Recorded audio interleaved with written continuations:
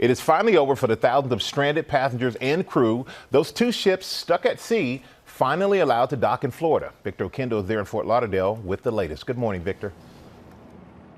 Good morning, Michael. Both Holland America ships docked safely here at Port Everglades. Now those passengers deemed fit for travel will be screened as they disembark and taken straight home, either by car or chartered flight. One step closer to home, but it's not over yet.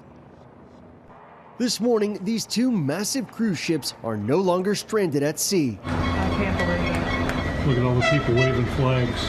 Finally docking in Fort Lauderdale after a nearly month-long ordeal. We're now back on U.S. soil. For some, the nightmare isn't over yet. First responders putting on protective gear, rushing those passengers in need of immediate medical care to the hospital. Dozens of others will stay quarantined on board until they've recovered under CDC guidelines.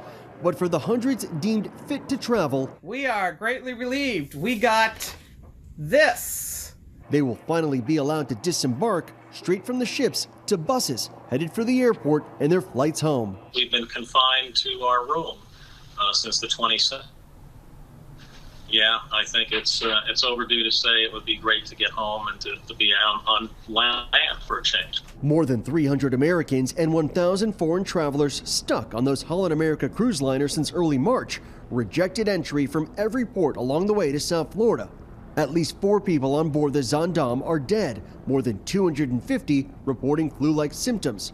Florida's governor initially reluctant to let the international passengers on shore, and as negotiations stretched into Thursday, the ships left circling offshore for hours until local officials and the cruise line agreed to a plan to get all the passengers off safely. They're not going to come in contact with the general public. It's going to be a very controlled exit from these ships. Charting the course for a long overdue homecoming. It's so good to be back in the U.S. I haven't felt this way since I got back from Desert Storm. Now there is still another ship with passengers on board scheduled to arrive here at Port Everglades tomorrow morning, the Coral Princess, and they're now reporting at least 12 positive coronavirus cases on board. Michael? All right, thank you so much, Victor. I know they're happy to be on dry land.